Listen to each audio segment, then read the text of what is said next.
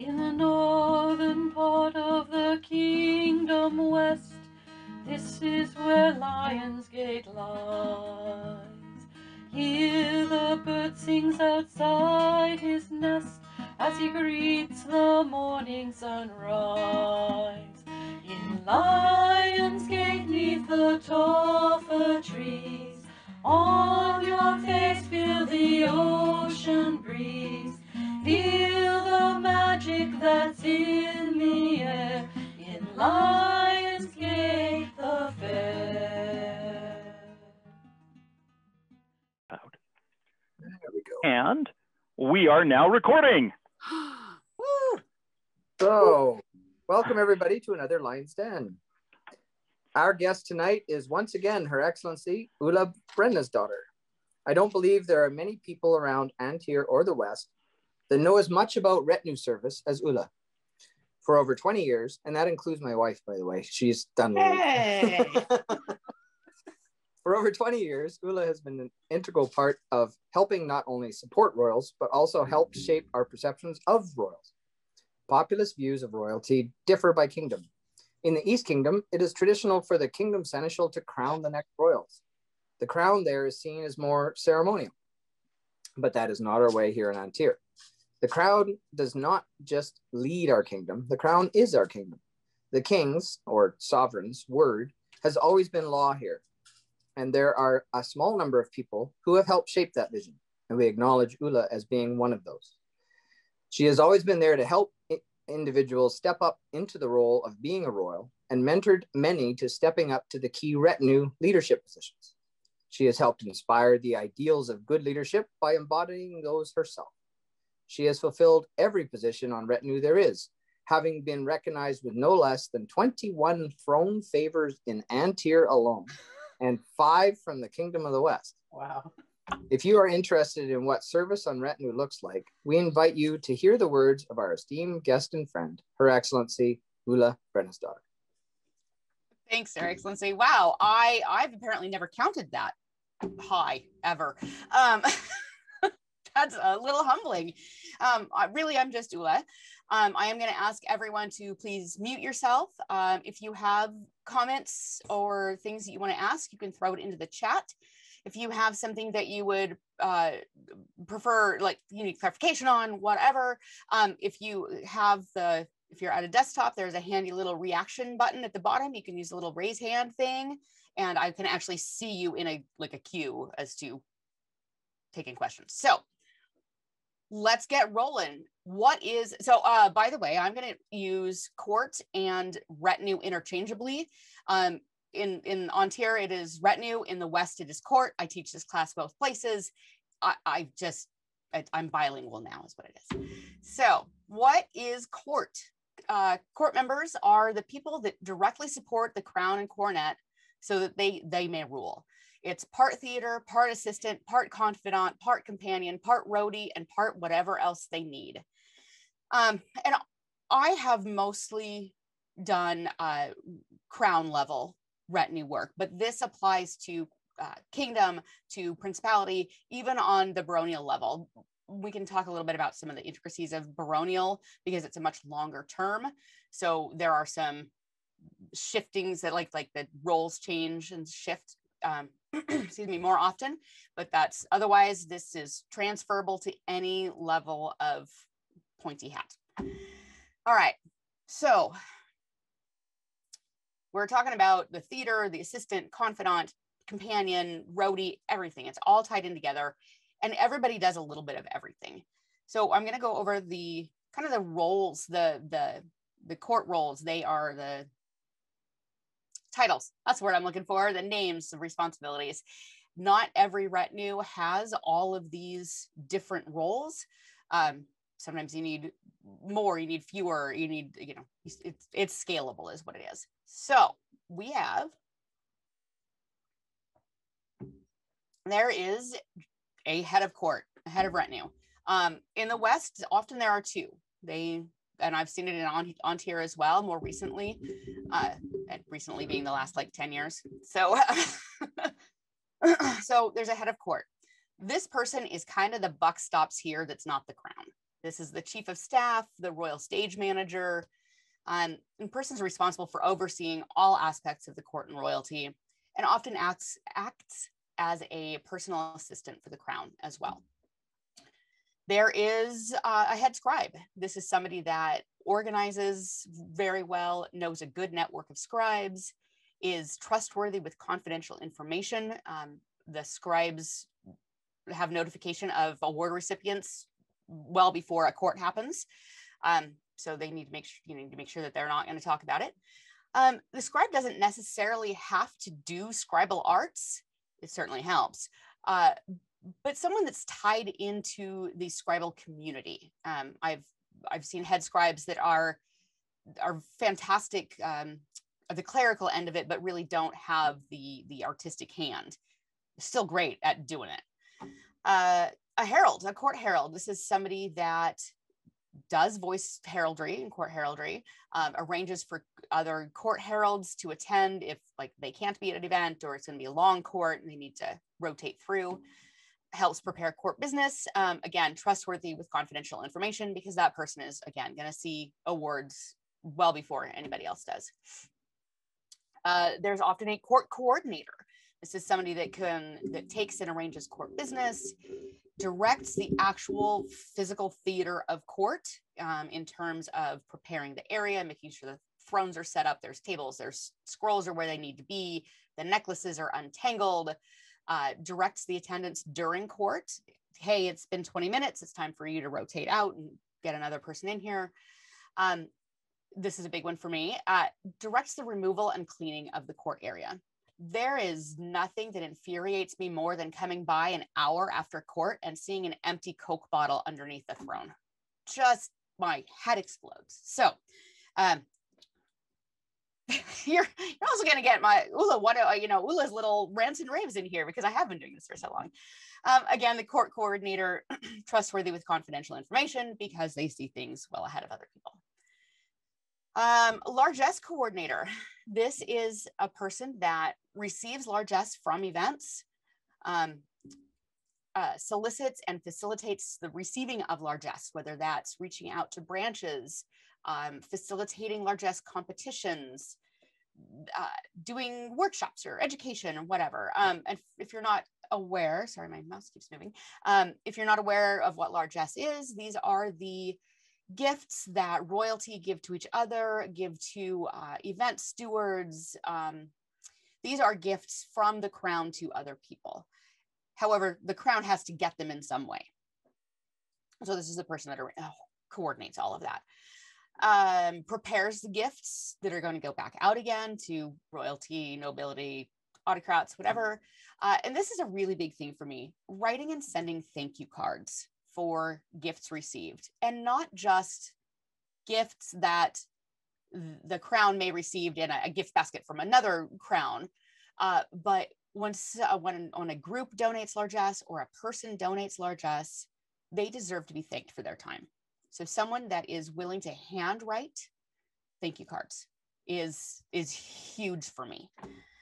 And also someone that understands, no worries, somebody that understands that not all largesse that comes in is worthy of going back out again. There are some times where things come in that are just inappropriate, or they leaked, or, by the way, don't ever give liquids in a largesse if you can handle it at all. Nothing stinky, smelly, leaky, nothing that'll make a mess. But that's a whole nother thing. But someone that knows what is appropriate going back out again. So sometimes some things do end up not being given again. So guards. These are usually up and coming martial activity participants. So heavy fighters, rapier, equestrian, thrown weapons, all the martial activities. This person carries Her Majesty's favor upon the field. In the West, it's very common for the guard to sponsor tournaments and to, do a pot of arms or challenge all comers or something like that. The guards provide ceremonial protection during court and throughout the day. This is ceremonial. Don't throw anybody to the ground. That's a different thing. The guards assist with carrying things, helping with setting up the royal pavilion, general labor throughout the weekend if needed, running errands, fetching people. So it's kind of 50-50, like ceremonial protection, and the other part is like physical activity. A captain of the guard, this is a person that leads the guard activities. This is scheduling guard shifts, making sure that people are where they are supposed to be, kind of a division head, if you will. In the West, and again, because these notes are combined, this is what you've got, sorry. In the West, we also have a Knights Counselor. And this is a member of the chivalry that is usually an experienced guard. They've been on many guards themselves, and they act as an advisor to both the guards and the royalty. And it's a position of honor and less work and more honor.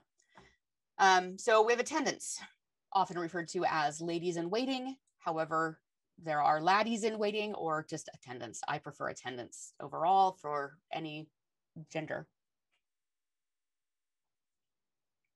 These people attend the royalty throughout the day, standing outside of meetings to make sure that they aren't interrupted, attending them during tournaments, going to Merchants Row, general strolling, running errands, fetching people.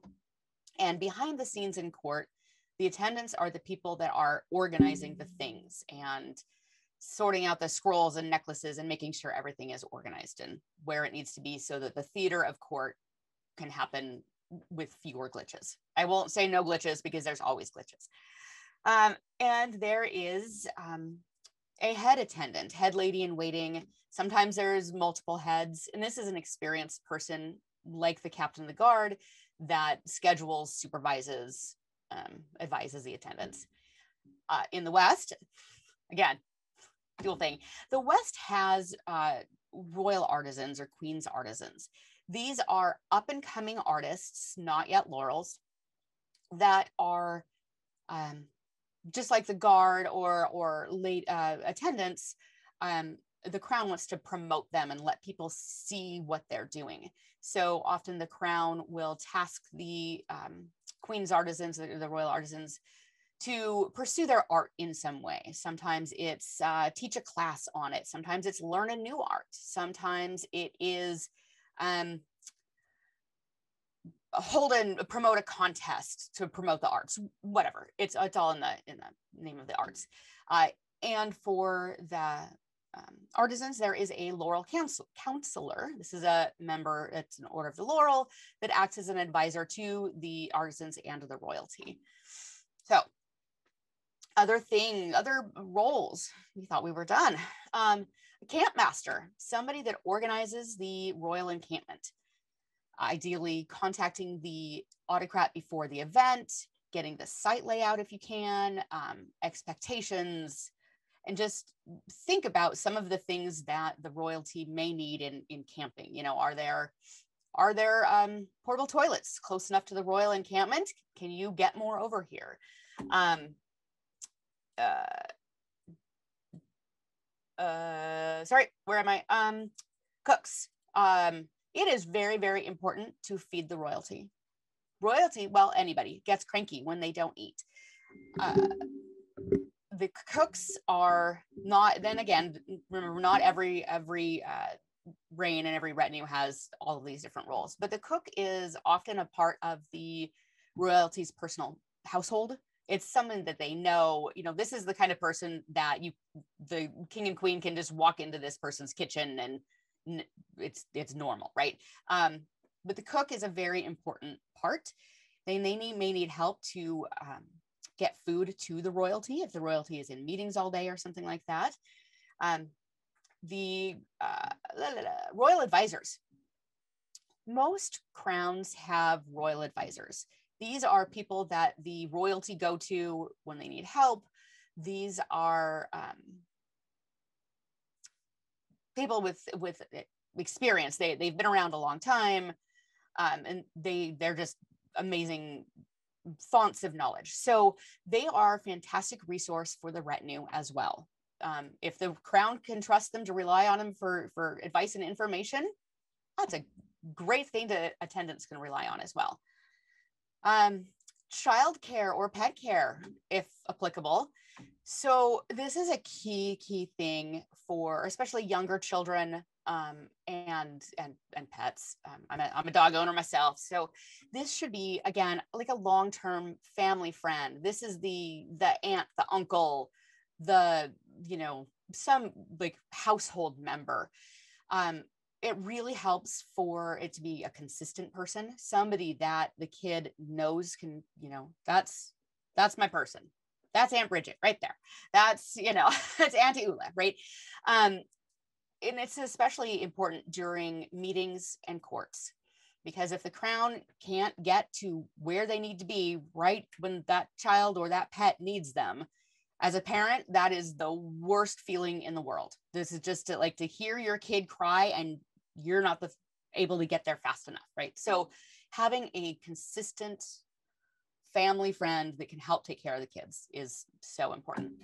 And a head clothier. And this is a person that designs the clothing for a reign, usually, you know, working with the crown. What do you want this to look like? Again, this goes to kind of the more theatrical side of that. If you want to look at a specific time period, culture, whatever, or you want to do, you know, I want to do a little bit of this and a little bit of that. The head clothier designs the clothes for the reign, works with others, you know, other people to cut, assemble, you know, directs the process and get the clothes done and where they need to be when they need to be there. All right, so that's a lot of people to make all of this run. Sometimes it's, and again, not every role is used every time. Obviously, if you don't have kids, you don't need a maid to take care of the kids. But there's just a lot of moving pieces. There's just so much going on. But, excuse me, being on a court is both an honor and a responsibility. It's hard work, it's good times, it's the opportunity to meet new friends and strengthen bonds with old friends. Some of my dearest people in my life I have met in one way or another through doing retinue work, whether that is because we both traveled to some far off war together, or we road trip to some shire that was 500 miles from our house and we knew nobody, right? There are some bonding moments in retinue. It also gives you a chance to just meet new people who then, you know, you do this enough times, they become the old friends that you road trip with. So this next section is, I'm going to tell you right now, really directly lifted from Dame Mira, who I don't even know if any of you even know her. She has not done any SCA in probably 15 years at least. But you guys were talking earlier of how I am kind of a mainstay of retinue. Mira is my me. Like, Mira is the person that if I had a trouble on retinue and she were still active, I would go to her and say, what do I do in this situation? So these are really lifted directly from Mira. There we go. So be discreet. On retinue, you will see and hear things that the populace is not privy to. You're going to see people at their best and at their worst. You'll be exposed to confidential matters, potential gossip fodder. Keep in mind, it is not your place to discuss the matter unless the crown seeks your input. People will also assume that if you're on retinue, you know everything that's going on, and they'll try to get it out of you. They'll try to talk to you about it. Politely tell the person that you can't discuss the matter. If pressed, recommend that they talk to the crown directly if they are that concerned about it. Be prepared. You never know what may come up, so expect everything and anything. Murphy's Law will happen, absolutely. So how can you be prepared? Familiarize yourself with the site. Where, this is especially important on indoor sites, like day event sites. When you get to site, find out where the bathrooms are, because it is entirely possible that your crown, the people you're supporting, have been on the road for 6 hours, and that is going to be the most important thing when they hit site, is to know where to go pee. camping events, kind of get an idea of where people are camped. It's a good idea to know who the kingdom seneschal is and where that person is camped, who, you know, the kingdom marshal is, just some of the key people. So that if the crown says, I need a seneschal and I need that person right now, you can run and you know where that person is, give or take. Prepare a queen's bag for the reign. And this is usually a bag is done for the queen. My little one, oh my goodness. Sorry, I'm always distracted by dogs and kids. So a queen's bag it's not done everywhere. It's not done every reign.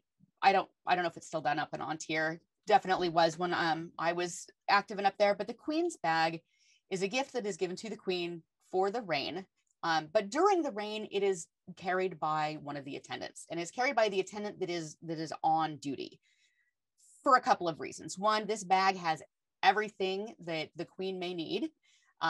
You know, the event schedule, paper, pen, mints, a watch, hairbrush, EpiPen, like whatever the queen might have in her purse on a daily event, this is basically her purse. You get to carry it though.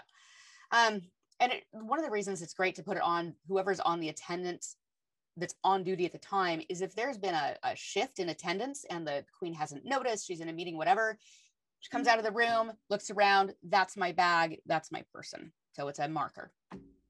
All right, so be prepared. Random things happen, it's nature.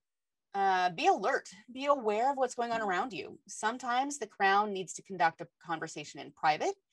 If so, help discreetly keep people away.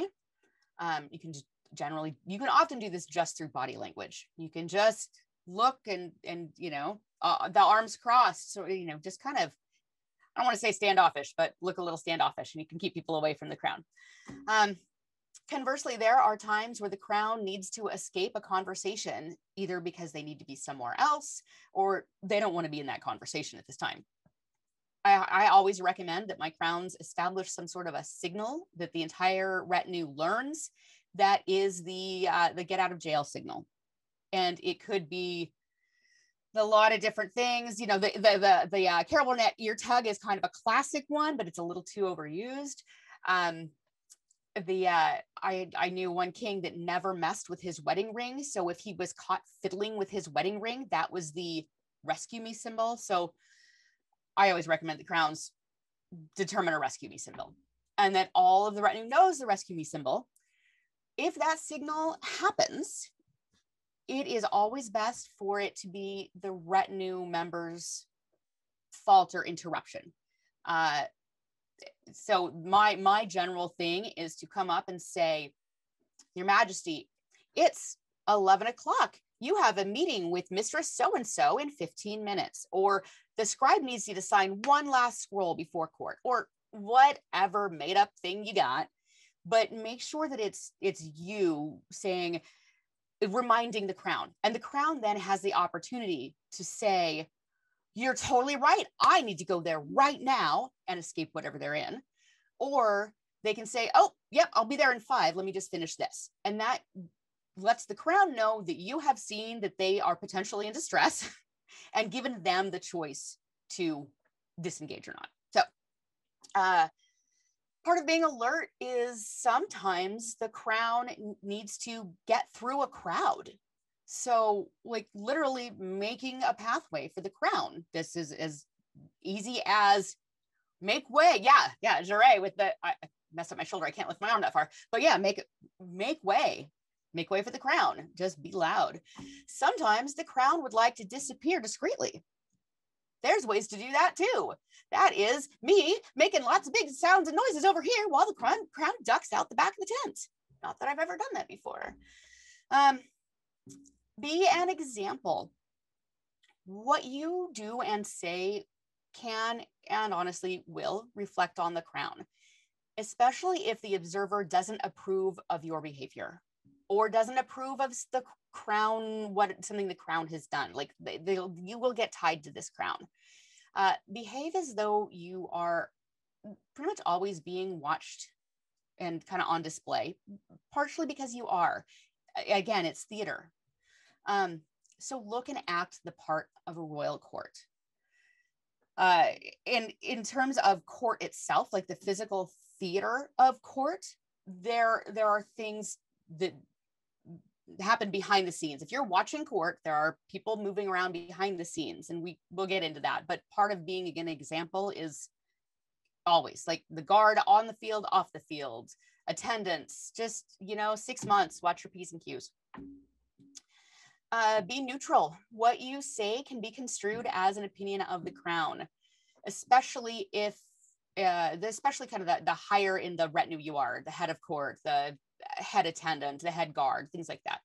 So be careful discussing your opinions in an open forum. This includes, eventually I'll change my notes. It says email lists. That's how long I've been doing this. Facebook, whatever. Be courteous. There are many times where people will ask you questions or want to speak to the crown. So politely get the person's name, their business, how long they think they need to talk to the crown for. Write this down, pen and paper, that's hopefully in your bag, and ask them to either, wait while you check the crown schedule, or, can you circle back around in 30 minutes? And, that'll let me know, right? Sometimes the crown has a time to see them and sometimes they don't. So whatever the decision, just remember to be respectful to the person that asked for that time. It is possible that may be their first time approaching the crown or approaching to ask for time with the crown.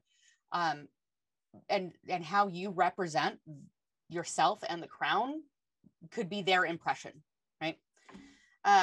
So again, just be courteous.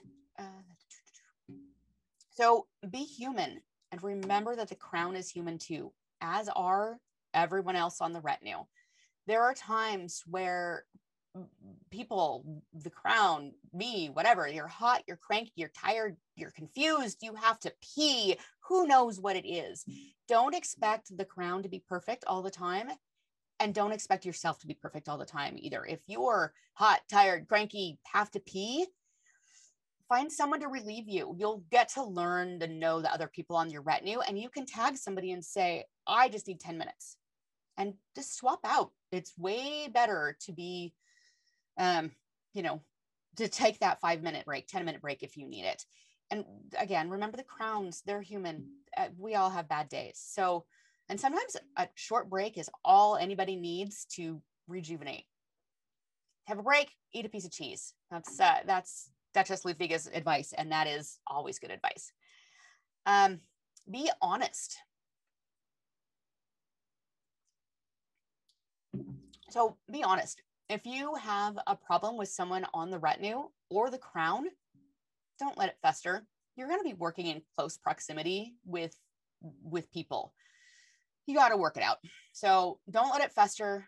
Don't discuss it with others. Talk to the person honestly in private. See if you can work it out.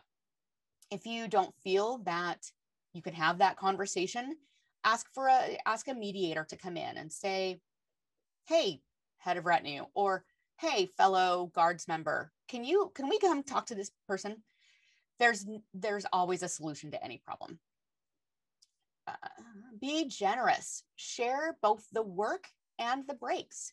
This keeps people from burning out or feeling unnecessary. There is plenty of work to be done, and taking the lion's share doesn't do anybody any good.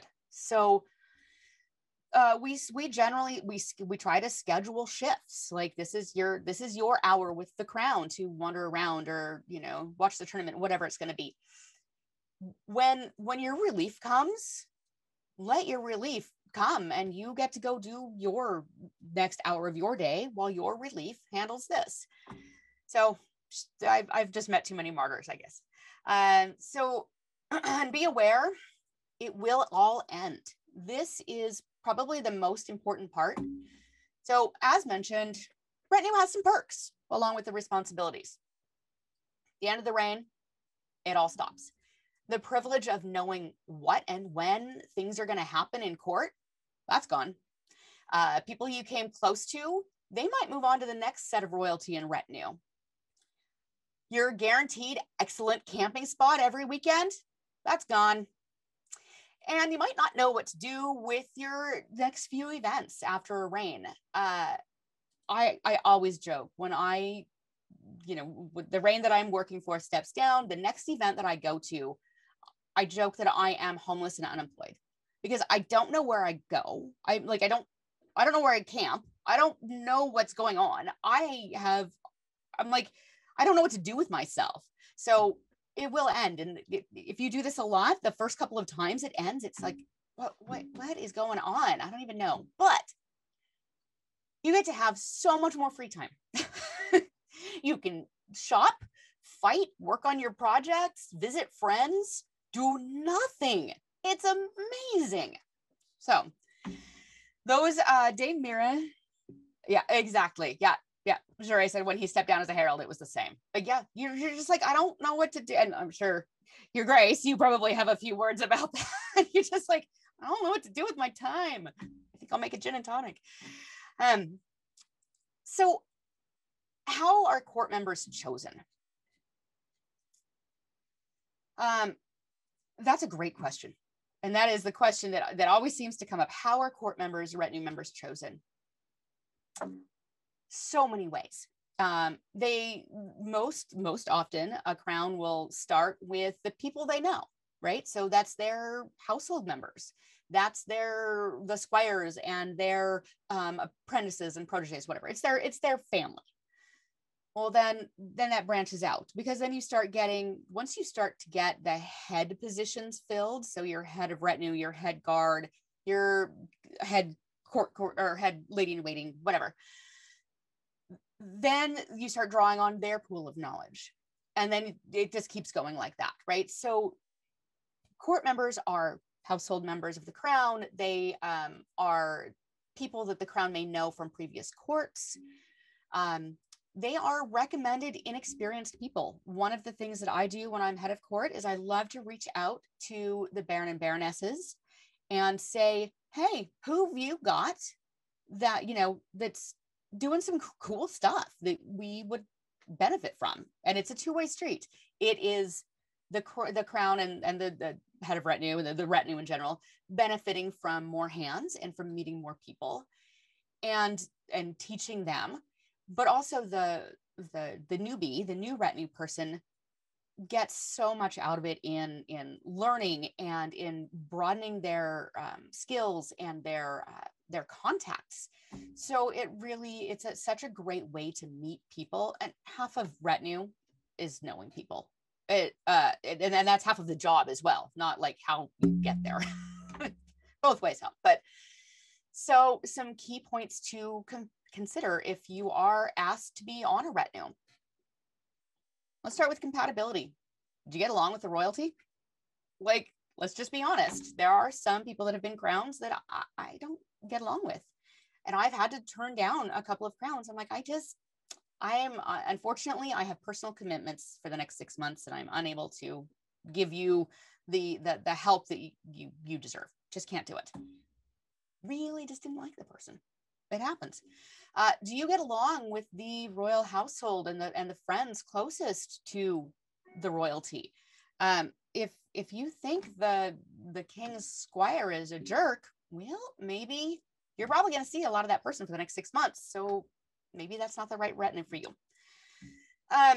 What is your personal family and schedule? Can you travel a lot? It's not required, but it certainly helps. Do you have children or a spouse that will miss you?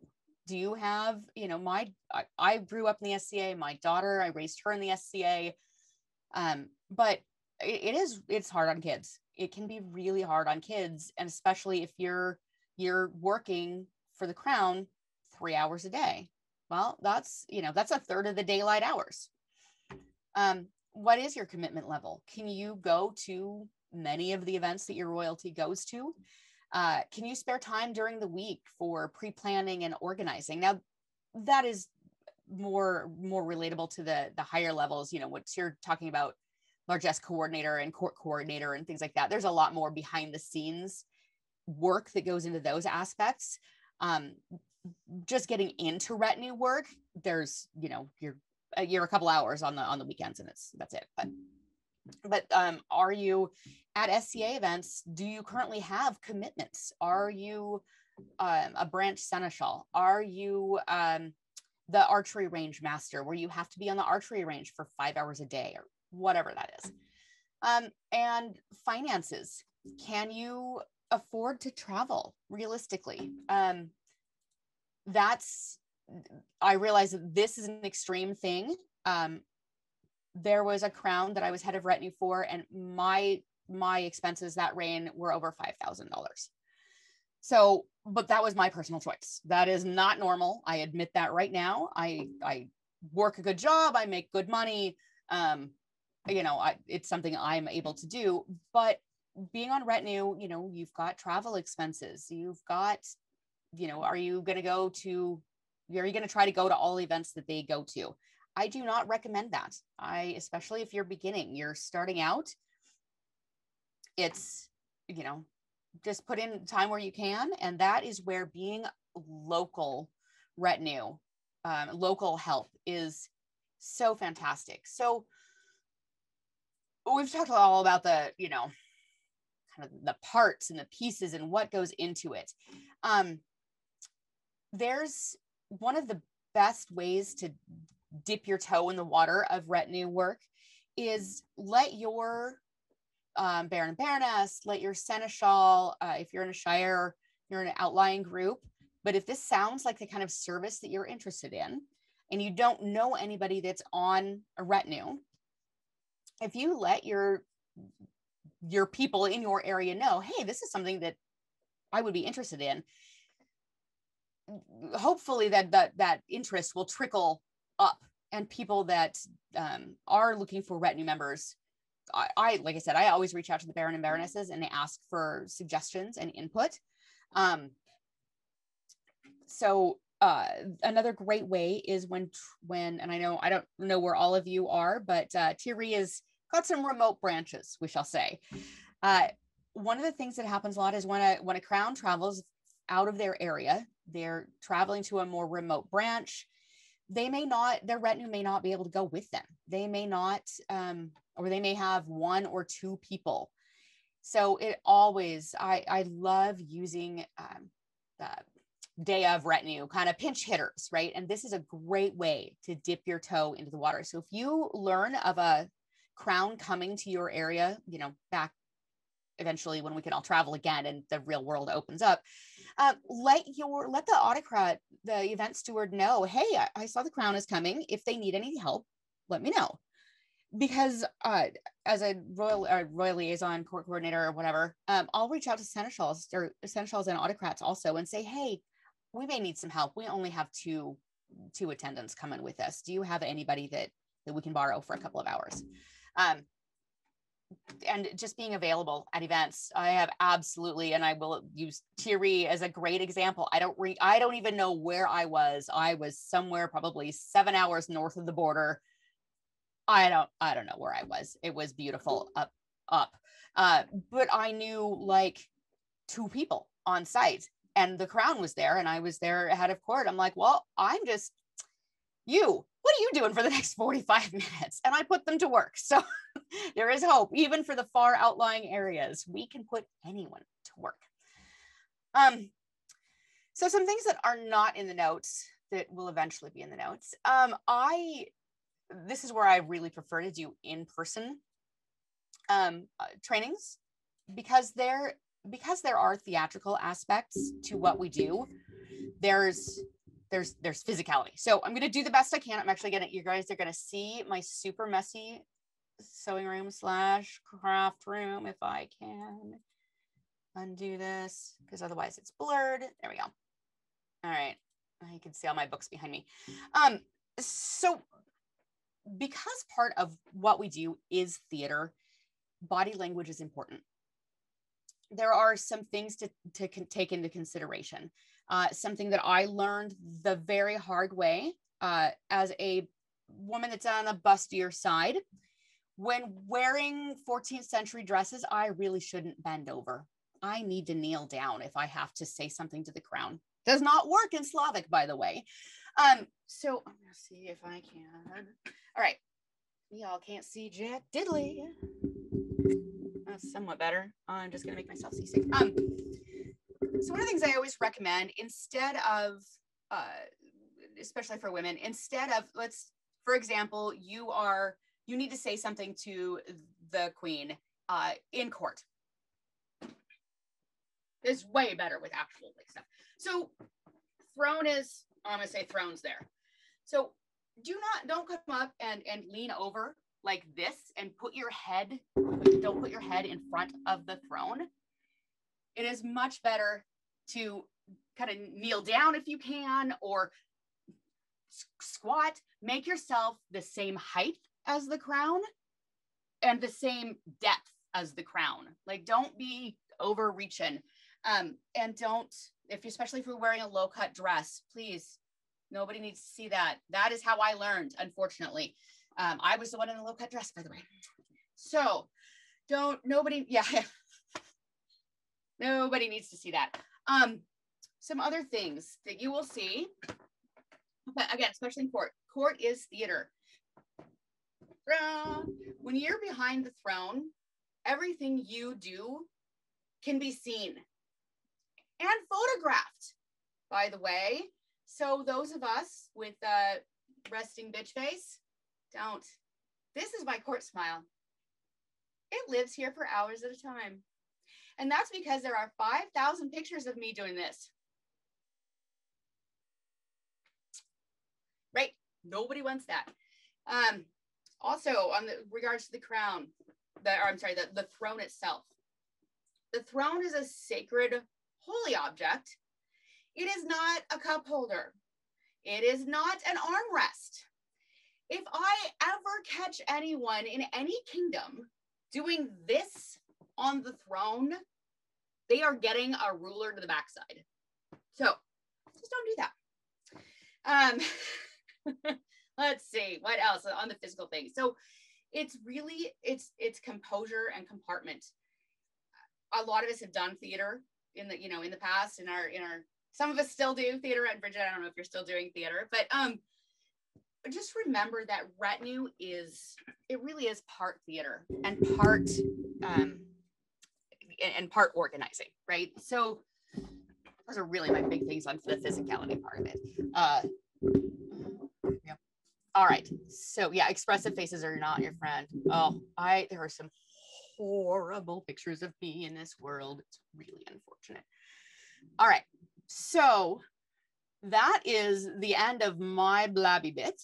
I am going to, did anybody put anything into the chat that was a question? Totally open for questions. If you would like to ask a question, feel free to just unmute yourself.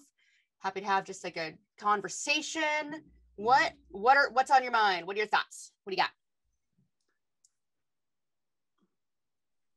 Just a side note, you're an amazing speaker and you're very clear and to the point, and you express your knowledge very well.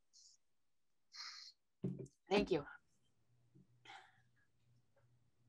I'm reading, not ignoring you, I'm reading through the chats. Yeah, what would be your advice for someone who's a sort of a dead beginner? What is a good position if you're just really want to dip your toe in, but it's a bit overwhelming? General attendant. For fighters, a guard position. Those are really kind of entry level.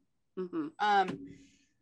And part of that is because you can make out of it what you want, right? If you have more bandwidth and you are eager to learn, let me tell you, any good head of retinue will put anybody to work, right? If you've got manual dexterity and you can work a pair of pliers, well, you're going to be putting some awards on some necklaces, right?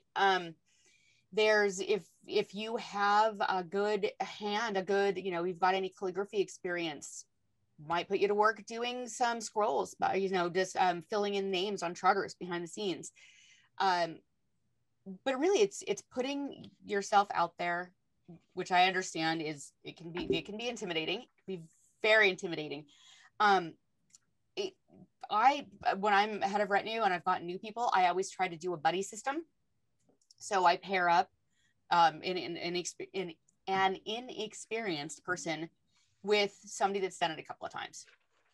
Buddy system is a great way to learn and to teach. And one of the best ways to learn is to teach. So it's, just any kind of attendant is really just kind of the, I don't want to say basic dog body, but I mean, it's, you never know what's going to get you thrown your way, right? It could be, go fetch this person. It could be, you know, hey, can you walk my dog for 5 minutes? Like, but my very first retinue, I was basically the dog walker, which was great because I love dogs and I loved Pippa. She was fantastic. So yeah, there's always something. The more you're willing to do, the more valuable you are to the crown. Yeah. Yep. One of the things you touched on at the beginning, and I know we have their excellencies here, is how are baronial reigns different than coronets and crowns? Yes, thank you. I have only been, so this is where Bridget should really be the one talking. She's been on both sides of that. I've actually only peripherally been involved with baronial reigns. The biggest difference is it's a much longer time. It goes on forever. Forever, right.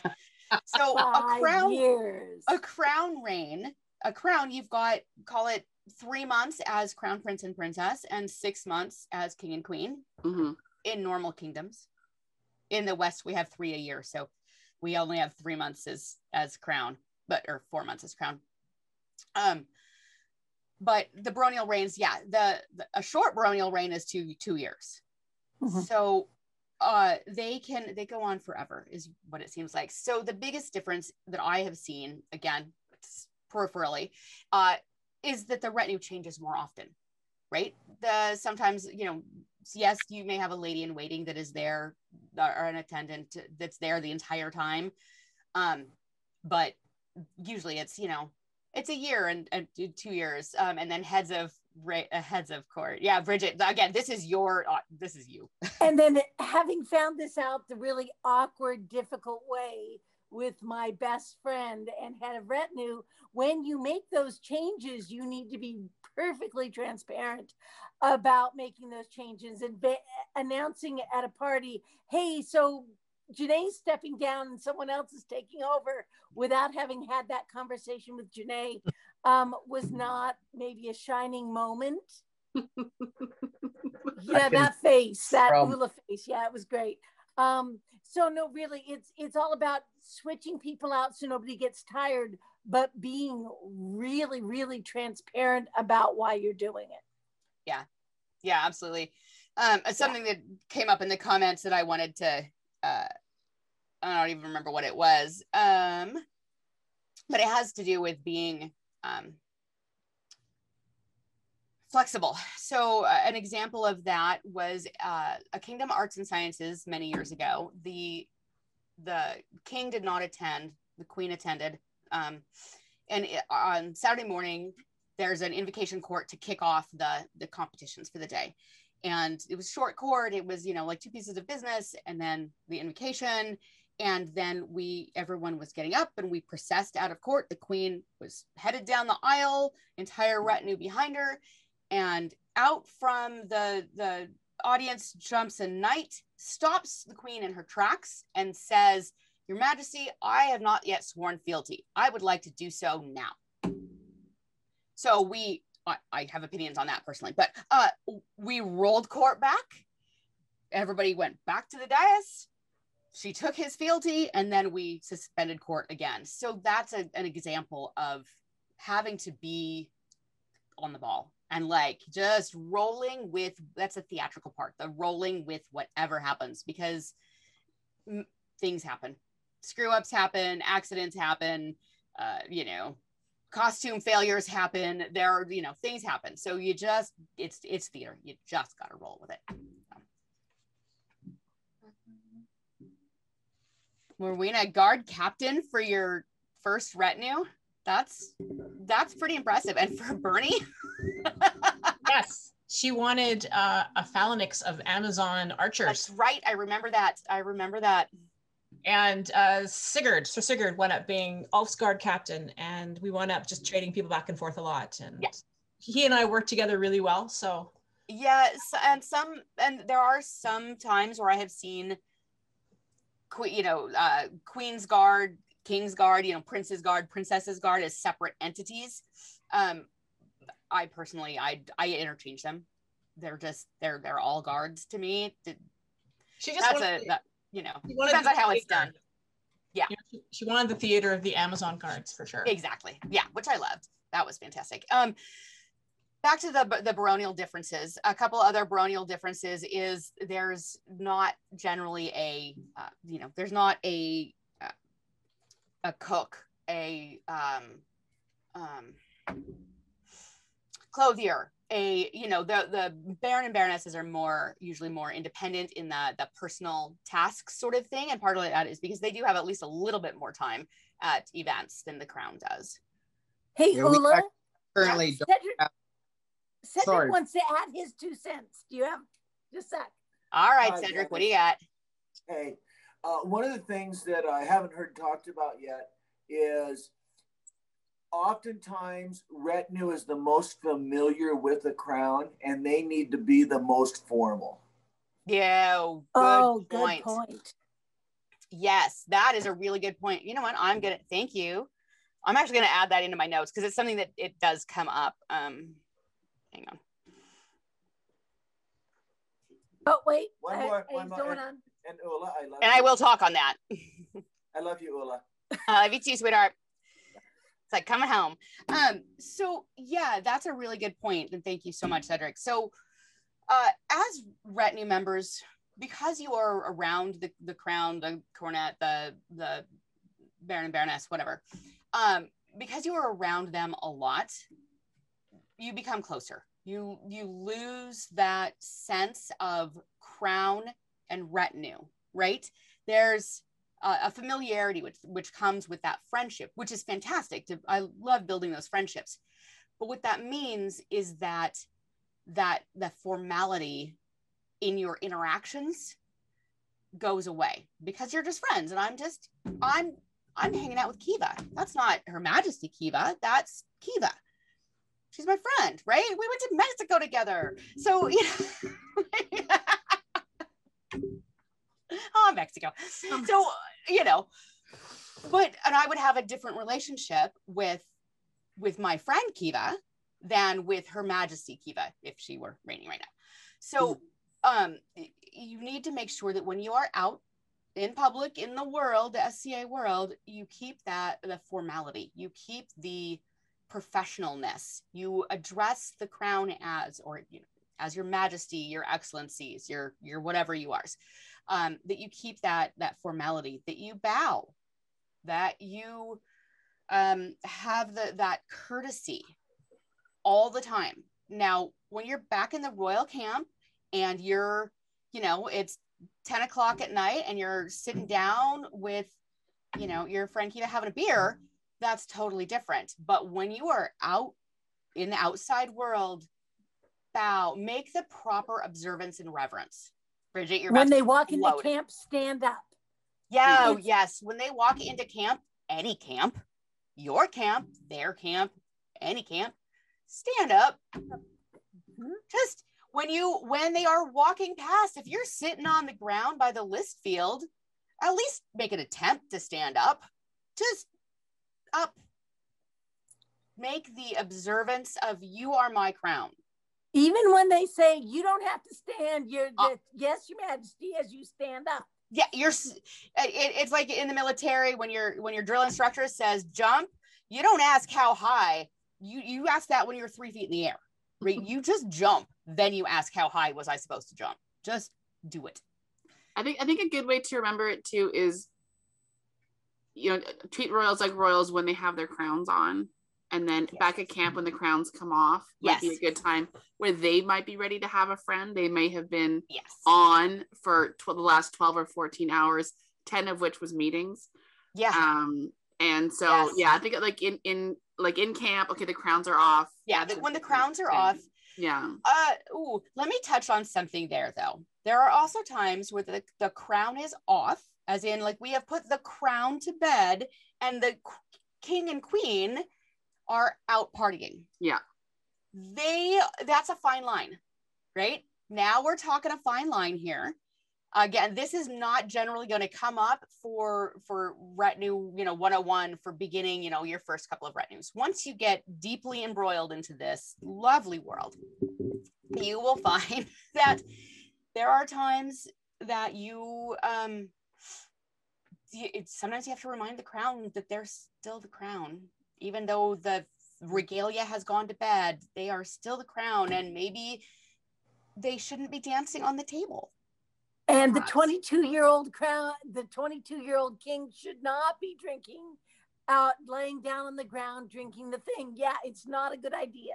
No, there are still things that have to be done. There are, and again, that's a fine line. I don't know, maybe I'll actually eventually teach like a retinue 102 class for people that have done a couple of retinues and they're getting like deeper into it.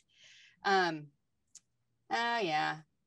So yeah, I've done all kinds of things. I've had to save a landed baron from getting 3-man lifted by the king. Like, if you don't know what a 3-man lift is, you're better off. It's way better. Okay, that and that. I had something and I lost it. I hate that.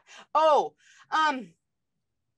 it's just a funny anecdote. So one of the things that I kind of along those lines, sometimes the partying happens not just in the evening. Sometimes partying and drinking happens during court. There are times where the crown, especially if you've traveled somewhere with your crown and it is not their kingdom, not their court, they're just sitting there being pretty. There are, that is an easy time because you're just sitting there. It's an easy time to overdrink. I have absolutely done it when you're sitting there just having a drink. Next thing you know, you stand up and you're like, oh, that was a bad plan. The sky is, the room is spinning. Well, that does not look good when they are standing up from the throne.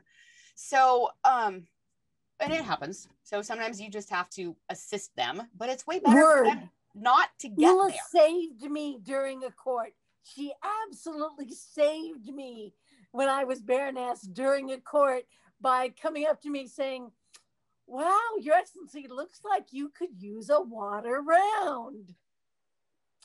It was my court, and that is a true fact. This woman that's one of the many reasons that Ula is the goddess that she is. It's because I've wrecked myself in ways that y'all don't even understand. So I see it in others. No, I had one king that I worked for, that I was on retinue for. It was one of my first, I think it was my first time as a lady in waiting. I had, wasn't fighting as much at the time because I did several guards before that. So he was notoriously, he didn't drink. He didn't drink. He didn't drink alcohol. But he had a notoriously small bladder, like the size of a walnut. Sometimes court would go on and on and on. So we would just keep refilling his water and he would drink whatever was in his cup. So he had to pee so bad that he actually, like the last 4 pieces of business, they went much quicker than the first 25 pieces of business. So again, that is that's a professional level move. I don't recommend that for everybody, but yeah, it happens sometimes. It's more important to keep the court running smoothly and keeping things on time. A couple of tools that this is something I teach in my how to run a retinue class. Some of the tools that I employ are keeping a clock or at least a watch behind the throne.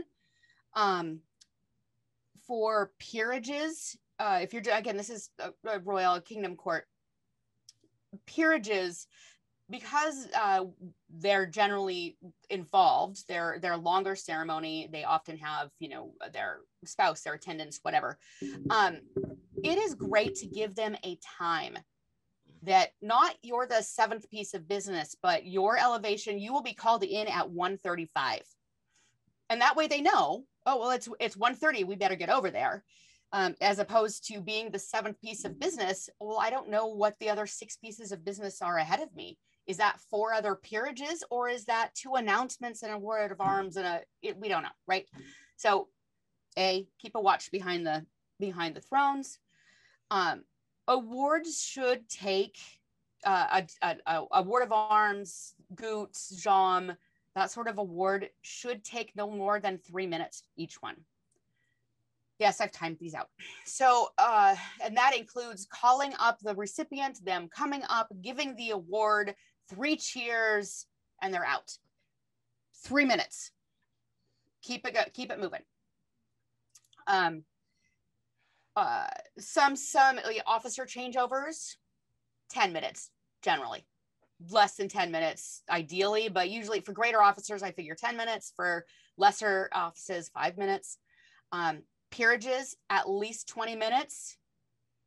Please, for the love of baby ducks, no longer than 30 minutes. Just keep it short and sweet. And this is more of a heraldry thing, a voice herald thing than it is a retinue thing, but you have to keep it moving because it is theater. So that is the herald keeping things going and being ready with the next piece of business. This is multiple copies of the awards list so that the herald knows what's next. Whoever's handling the scrolls knows what's next. Whoever's handling the necklace knows what's next. Hopefully these are already in order, but things happen. Things get dropped. Somebody doesn't show up, but then they get shuffled to the back and they have to shuffle them back in. Yeah, the heralds. Yeah, well, sure. You heralds are so special. I know. So the theater part is that's like a whole class on its own because it really is theater. But that's all about keeping it moving and keeping it theatrical and professional and clean. Good night.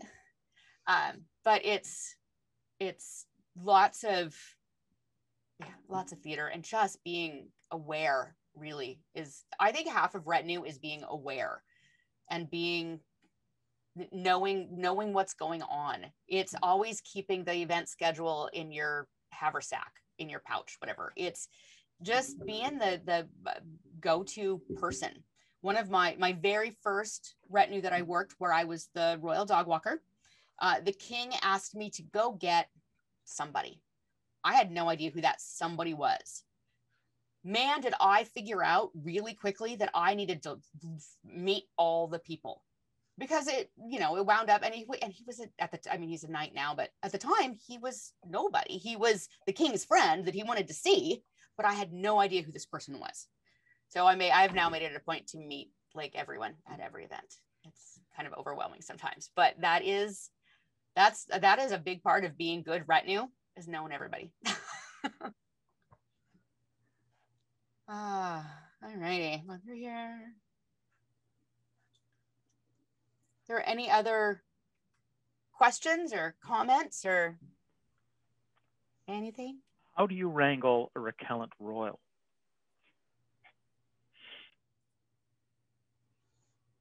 Not that I've ever had to do that. See previous conversation about the water. Gently, very gently. The royalty has so much going on, so much, and so much that even the head of court doesn't know what's going on. I mean, there's just a lot going on. So how do I really, it's just through honesty. And I will absolutely go up to my crown and say, hey, you know what? We need to talk. Whatever it is. Like if it's an in the moment thing of, hey, maybe you shouldn't be using the king's medallion to open that beer bottle. Like, I'll address that right then.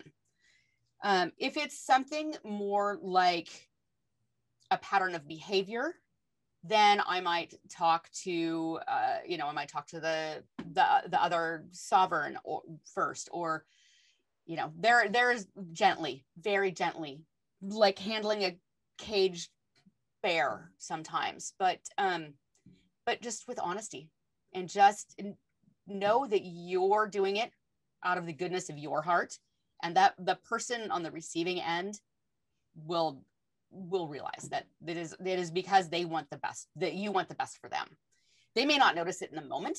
Okay, they may be really pissed that they cannot open that bottle of beer with the king's medallion, but that's when I just go grab a bottle opener and I'm like, here's problem solved, here's your beer.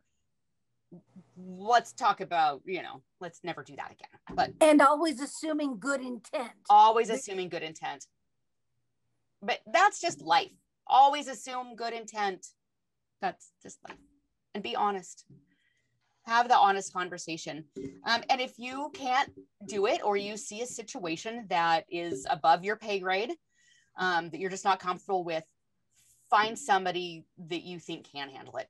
Like, I don't care if I'm not on the retinue. If anybody ever sees an issue with anything, crown or not, that needs to be addressed, just come and, if I'm there, let me know. Like, there are, and Bridget, Jeray, I've pulled you into sticky situations. There's times where I'm just like, I need backup. Just grab somebody as backup. There are huge differences between the retinue culture in the West and Ontario. At least now. 40 years ago, not so much. There is now. Absolutely. Like the grand divide of differences. So,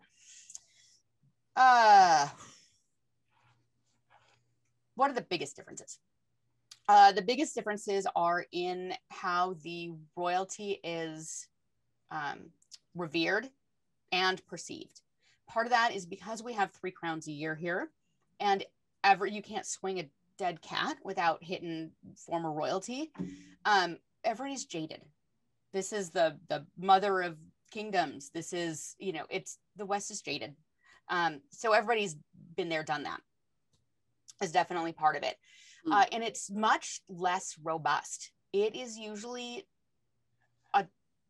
10 people, a dozen people, maybe doing everything. So they don't necessarily have, so the scribal thing is, scribal thing is totally different. The scribes college runs completely differently. So there is no head scribe.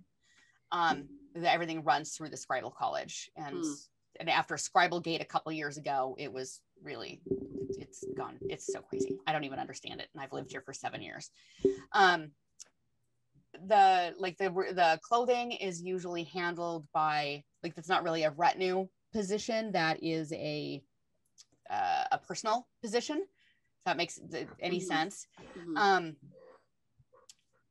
biggest difference is that there's just much fewer of them. In the West, the guards are not responsible for any sort of pavilion setup, trailer unloading, physical dog body labor. The guard is there strictly for court and for carrying the Queen's banner onto the war field, onto the fighting field. They organize tournaments and things like that, usually like a tournament at the Queen's coronation. But the guard is really, the guard is there to, they're there to promote the fighting. They're fighting, right? That it's more of a recognition of fighting than it is a work position. Does that make sense? Is that used to be in Ontario as well. Yeah. The young hot sticks were the ones who were invited to be guards. Right.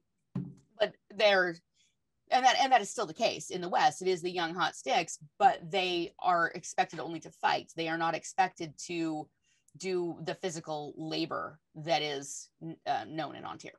Whereas ours were. Right. Those are really, and the artisans, the royal artisans down here, which I love. I don't know, does Ontario have royal artisans now? I want to say that there was like a reign that did it, that was influenced by somewhere else, but I don't think I ever saw it. What do you mean by royal artisans? So royal artisans in the West are up and coming artists that are, clearly on the path to laurel. And so the queen's artisans are it's a small group. It's usually like 4, maybe 6 up and coming artisans that are tasked by the queen to and it varies reign to reign, but it's something to do with the arts. It's a way to promote and showcase these up and coming artists. And often they are tasked to teach a class in their art, or organize a contest in their art, and judge a contest in their art, or learn a new art, that sort of thing. And then there's a Laurel counselor who is a member of the Laurel that oversees that and helps kind of assign tasks and advise them. So something that's much different in the West is, whereas in Ontario, the retinue is it's work. I don't even know how to describe it. How do you describe retinue? It's more practical and less theoretical. It's hands-on. It's a working gig. It's a working gig. Like, it's hands-on. In the West, it is much more philosophical. The guards will carry a book where they have to document the 7 virtues throughout the reign, or like it's much more, there's a lot of more like philosophical virtue conversations and philosophical arts conversations. I can't even like totally quantify it because I haven't lived here for 50 years yet. Like, it's going to take me a while to get it. But it's definitely, it just has a different feel to it. And it doesn't build, in my feelings, it does not build the same sense of like family and community that the retinue in Ontario does. In Ontario, like I know like so many people because we worked on retinue together, and we, dug the same trenches and set up the same pavilion 50,000 times. That doesn't happen down here because it is less labor working and more like discussion. When Thorne and Dagmar reigned, they referred to their retinue as the royal household or the royal family. Yes. And it definitely felt that way. You felt like part of the group.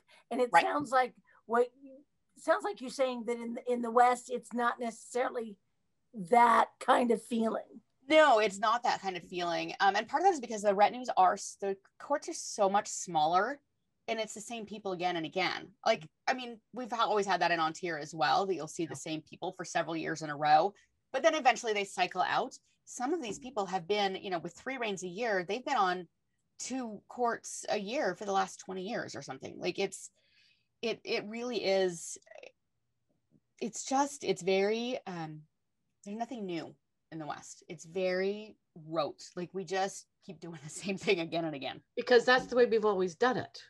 Yes, indeed. That light bulb has worked fine since 1969. There's no need to change it now. Could it also be because West, now that Ontario is no longer part of it, is a much smaller geographical area? Well, I'm going to argue that. Because it's not. Because Alaska is a very, very large state. That's true. But it's not very heavily populated. So yes, a part of it is because we are physically closer together. We do have outlying areas. We've got the far west, which is Thailand and environs. I don't remember. And Western Sea. Western Seas. We have Western Seas. And again, they really operate kind of on their own because there is very little contact. But Owertha, we have a lot of contact with Owertha, with Alaska. They travel down here, we travel up there. More them coming to us than us coming to them, because there's less of them. One big kingdom all the way up the West Coast, right? Yes. Yeah, we were. Yeah. So yeah, we do have a much smaller general geographic footprint. This is an argument that Brian and I get into all the time. So my partner, Brian, is born and raised in the West, literally grew up in the SCA. His mom was queen in her duchy reign when she was pregnant with him. So we argue all the time over whether Ontario is bigger or the West is bigger. I still say it's Ontario, but even after Avical calved off. But that is definitely part of it. Is we're very Bay Area central. Like we live in downtown. So it's really small. It is, our crown level events are 400 people, maybe 500. Like our events are just smaller. We have fewer active participants. So everybody knows each other. Honestly, it's more like being at a Principality event when I go to a West Kingdom event. It's even go to a crown tournament is much more like going to a cornet. That's kind of what I'm looking forward to when the SCA starts up over here on the East Coast, is to see the difference and to see the difference in culture wise. Yeah, it's interesting. Let me tell you. I mean, and I moved in here. I moved in dating a Kennedy basically. So I could not have had an easier transition to the West, and it was still a little rough. So. And that's coming in as, a lifetime member of the SCA, as a peer. It's hard to transition kingdoms. My heart goes out to all of the military people that have moved kingdom to kingdom to kingdom. I can't even imagine.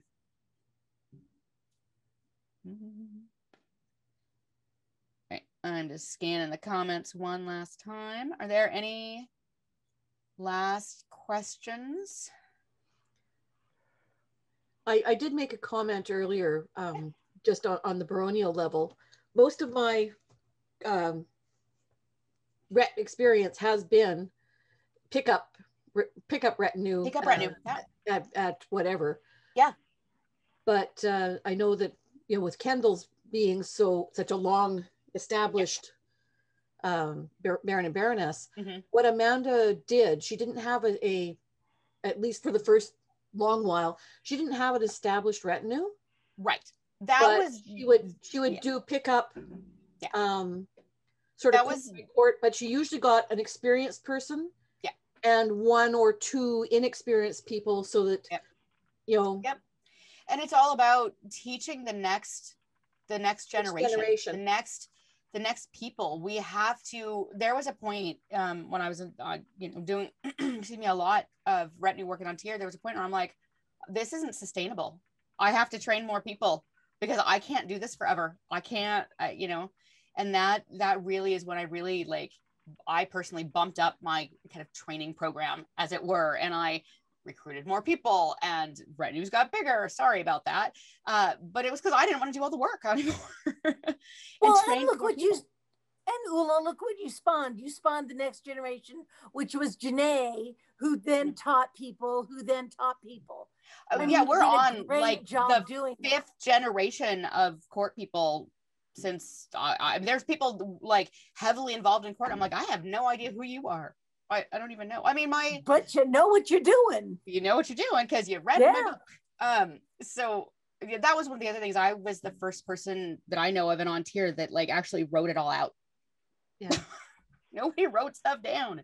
Because when we first became a kingdom, we were running the smaller retinues a la West, right?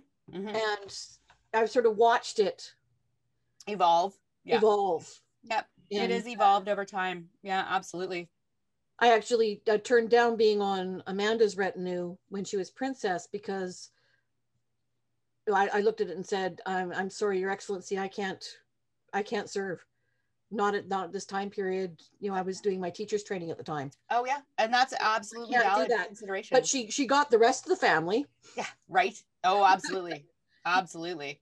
Yeah, that's absolutely true, and and personal commitments are far more important than any ridiculous game that we play. And that's something that I really try to hammer in to everyone, is it's real life takes precedent over any of this ridiculous stuff that we do. And I think it also contributes to longevity in the SCA too. Like knowing that if you have to take 6 months out, usually you come back in. It's having that, it's work-life balance. It's SCA modern balance. Yeah. Actually, the generations of retinue in Ontario have progressed enough that this is officially the last time I'm teaching Retinue 101 in Ontario. I am passing the reins over to my my former protege, who is now a pelican in her own right, and Lizette Delarose will be teaching. If I'm ever called to teach, she's now like, I mean, y'all can ask whoever you want, but yeah, this is my last one because I love you guys. Lisette is amazing. You did a great job. She's fantastic. Thanks, Sherry. Well, Ula, we're so grateful that you could come tonight, and so I'm so happy your to help, and I love promoting the one true way of Retinue, which is I don't know what it is. It's just a random magic is what it is. I have this very clear memory of so I was with my husband, then boyfriend Alf, and Alf had done 3 reigns. And then for the 4th, we did it together. And I had been around Retinue a lot, but I had never really been a part of things because it was such a weird space when you're somebody's mundane partner. Yeah. And the first event, he couldn't make it, and I was there myself. And then I can remember the head of our court being like, "Okay, like, what do you want for your entrance, and what do you want?" Right. I was like, "These things don't magically happen. Like, I have to make a decision about some of the things that I just think." And they were very kind to me, and we got through the day, but it really drove home just how much is happening behind the scenes. That is just, yes, we underestimate the talent and the experience. And the tradition. So one of the things that I try to do when forming a retinue, making my suggestions to the crown, is I'm maybe more dialed into the fighting community and the service community than the crown is. Mm-hmm. So for attendance, ladies in waiting, I look to the ladies of the up and coming fighters, right? Mm-hmm. If they've been on a guard or two and they've got a new girlfriend, well, that new girlfriend may wind up being princess any minute now, or queen, right? Mm-hmm. So I try to bring in some of those absolutely the consorts of the up and coming fighters, because you never know. I mean, the up and coming fighters get noticed because they're fighting, right? But yeah, and that's something that Kalsha really started that, and I fully, like, she and I bonded over that. We're like, yeah, we've got to get these, because we saw too many consorts that just didn't know. We had a consort here in the West, and she was a fantastic queen. She's reigned like 4 times now. I can't remember. They won crown at her very first event. Wow. Yeah. Her very first event, she was crowned princess. Ouch. Right. She's like, I'm in a borrowed dress. I don't know what's going on. And she was like 19. Like, I mean, it had all of the hallmarks to be a perfect storm. She was beautiful. She was smart and educated herself. It helps that her partner, her husband now, had already reigned a couple of times. I believe he was already a duke by that point. So, I mean, that helped. And he's a fantastic and kind man. So he helped, like, walk her through some of this stuff. But yeah, seeing that, and I happened to be, it was well before I moved to the West, but I happened to be at that crown tournament, and seeing the look in her eyes I'm like, oh my God, this poor girl, right? And I had done many retinues. I was teaching by then. And I actually, it was a fairground site, and the arena had fleshy toilets. So after the tournament, I happened to run into her in the ladies' room, and she still had just that deer in the headlights, like, I don't have any idea what's going on. And I and a couple of the other ladies that were there were like, we got you. We're going to hook you up with a couple of people that can help you out and get you so that you don't trip on your own feet tonight, because you have to be in court tonight. Right? Because in the West, when you win crown, you are actually invested on the field. Most. Yeah. You don't even have a chance. You, like, finals are over. Everybody goes to the field. You become prince and princess on the field is the norm. Maybe 1 in 10, they wait to grab a shower and then do it in court 20 minutes later. But almost always it's on the field. Wow. So okay, Cedric's raising his hand over in the corner here. Are you still watching your movie? No, he put it on pause because you're more interesting. Aw. Okay, what do you got, Cedric? baronial retinue mostly, but even at kingdom, make sure that you recruit if you're in those positions globally, not locally. If you only pick Clan Karn or you only pick from Ermin, then they don't have support to back you up. Absolutely. And that's one of the reasons I go to barons and baronesses and say, hey, who you got? That actually I learned from Melissa Kendall. Yep.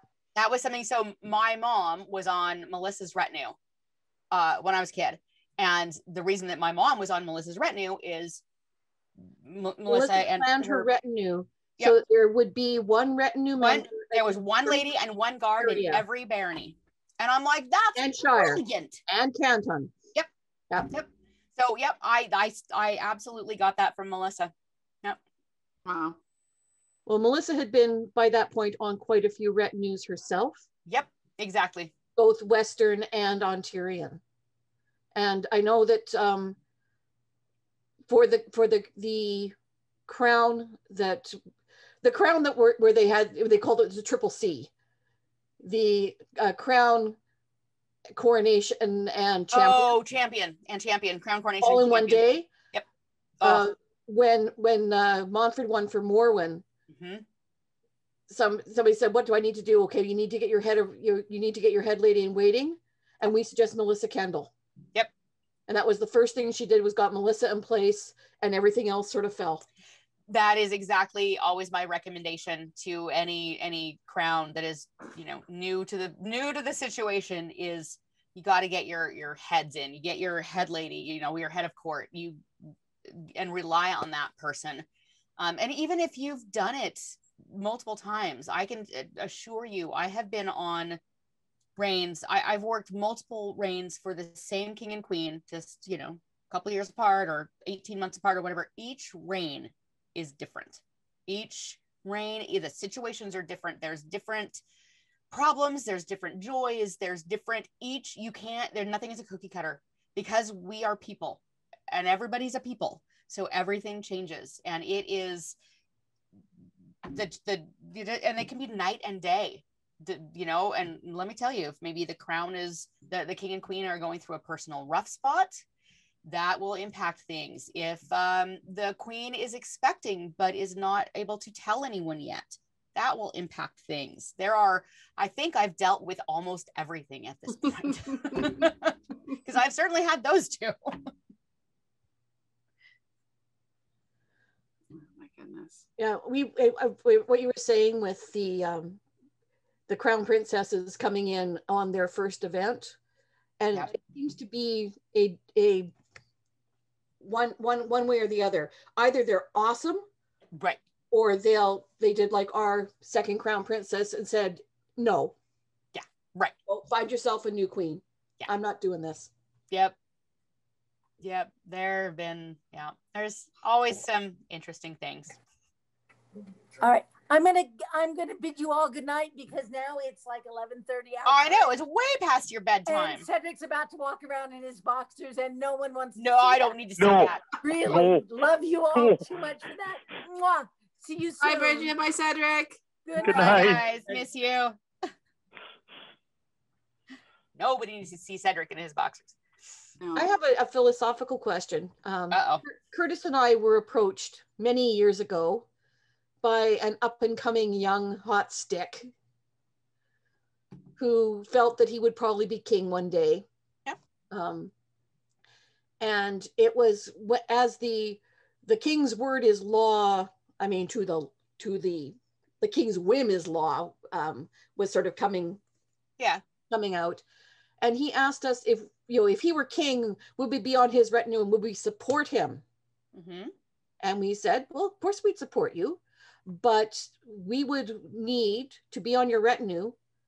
We would need the assurance that we would have the right and responsibility to tell you if we thought you were doing something that was inappropriate. Yeah. And he was absolutely flabbergasted. That is someone that maybe isn't ready to be king yet. That somebody would say to the king, no, that's not a good idea, Your Majesty. Yeah. And again, that can be a fine line, very fine line. And it depends on your relationship with that person. There, I have had crowns, and part of that is I, as a pelican, I am in fealty to my crown. Love him or leave him. I swear my fealty. But that's a two-way street. I, you know, king's word is law, crown's word is law. However, as a peer, it is also my responsibility to tell the crown if I think that they are doing something that is detrimental to them or the society or the kingdom. And it's not often that I have to pull that card out, but I have. And again, it's all about how you do it in tact, but and you know, there's a little bit extra that goes with that of being a peer. But absolutely, even before I was a peer, there were times where I absolutely have had to talk to crowns and say, I don't, you know, but I do it when I have that personal relationship with the crown. Like, I know them. They are my friends. I sleep on their couch, sort of thing. Like, that's not the same thing as, you know, like the current, who is the current crown? Oh my God. Oh, right. It's been a really long year. I couldn't remember who my king and queen were. Oh my God. Are the crowns of the West that we have right now 50-50 on whether I would, you know, if I had a big enough issue, absolutely, I would talk to them. But it also, it might depend on how the person would react. Like you said, like it has to be a two-way street. The crown, in my opinion, again, this is the Ula opinion. I've never reigned. So yet. No pressure, man. No pressure. That might be just a matter of time. So yeah, I have not reigned to this date, but it behooves the crown, cornet, whatever, to listen to the people that are giving them advice. So can I interject? Yes, please, because you've reigned and I have not. I've reigned in a couple different places. Yes. One of the things that happens when you're reigning is suddenly all your ideas are great. That's a great idea, Your Majesty. That's a great idea, Your Highness. And you think you're like, wow, like I just became smarter and more creative. You haven't. People just tell you how great your ideas are. And some of your ideas aren't that great. Yeah. Which makes it all the more important for people like to step forward and be like, you're kind of becoming an asshole. Just right. or even, have you thought about these consequences? Yeah. Like sometimes it's really hard to see, like you're in the moment and this is a brilliant plan right now. And you're so in the moment, or you know, a person is so here or so focused that they don't see consequences of those actions, or don't see, you know what, if we don't write this law good now, we're going to have to revise it in 5 years. Right. So, and it's the detail, it's the devil's in the details. Like it can be, and you're absolutely right, Kiva, is there are times, you get a whole lot of, you'll get some pretty big boosts. It's kind of like Spider-Man, like with great responsibility, but like it doesn't, you have to figure out that suddenly everyone's being really nice to you, and that you're not, all your ideas aren't suddenly all this much better. Yeah. You don't have some of these magical D&D boots of +2 creativity or something that right. That you everybody's need to just being down nice. a bit.